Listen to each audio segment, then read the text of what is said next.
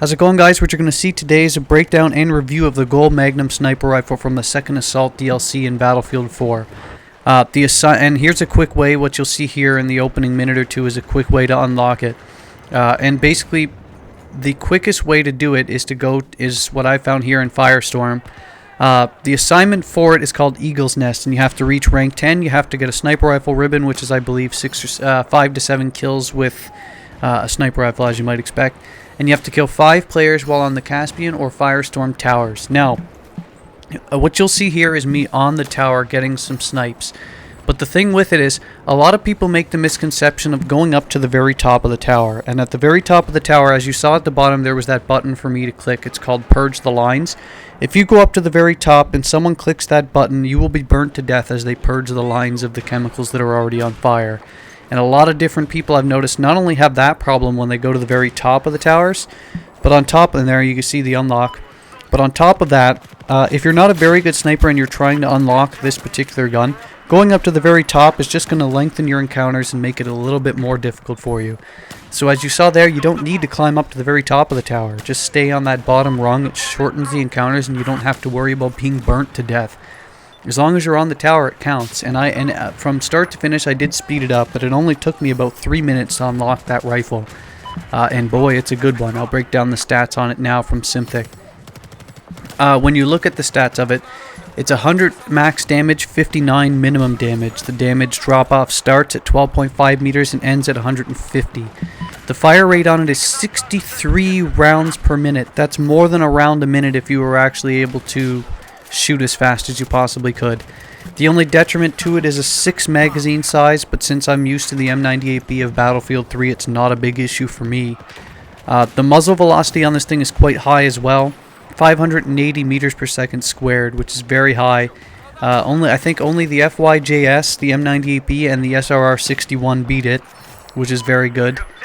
The max distance on this thing, if you were going to go for long-range sniping and such, is about 2,900 meters. Gravitational constant on this thing is 9.81 meters per second squared, so it's the gravitational constant. Reload time is 4.1 seconds when it's completely empty and 3.3 when there's a round in the chamber. So for max success with this thing, you're going to want to keep at least a round or 2 left in the chamber. But other than that, this thing, and with regard to recoil, it's not a big deal. What I like to equip with this, you can equip the muzzle brake for that little bit of vertical recoil compensation. It's not a huge deal. But I usually equip the 8 times sight if I'm going to be doing some closer range sniping, and I'll obviously equip the longer ones, maybe the rangefinder if I switch between short and longer range encounters between it. But that choice obviously is up to you. Now, with regard to the stats I've already broken down, that should be giving you a nice description of this thing and my thoughts on it. It's an absolute monster, as you might expect. It has the reload time to keep up with some of the better aggressive recon style ones in the game, such as the M40A5 and the FYJS. It has the reload time to do it.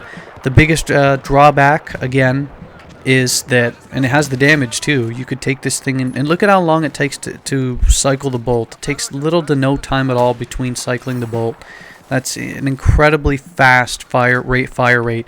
So the fire rate and low reload time make it incredibly versatile in terms of short and medium range sniping.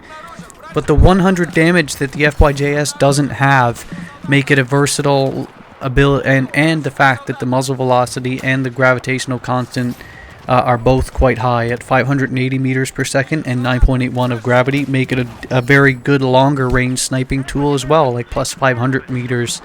So overall, this is just the one gameplay I had with it, but based on the stats and the logic alone, this thing I think can hold up with just about any of the sniper rifles in the game. It has the it's not quite as good in terms of longer range sniping if you compare it to, say, the SRR61, but it's just as good, and it's much better than the SRR61 based on the fact that the reload time and the time it takes to cycle the bolt are much faster than the SRR61 or the M98BR. It keeps up. This gun is probably this rifle is probably the jack of all trades in terms of sniping. You could take it at any range and any encounter, and it will hold its own against any other sniper rifle in the game. It's an absolute monster. I can absolutely see this thing being used full time by me. The M98B and the SRR61. It's a monster. I highly advise you to go out and try it out. It's a ton of fun. Hope you enjoyed that review, and I'll see you later.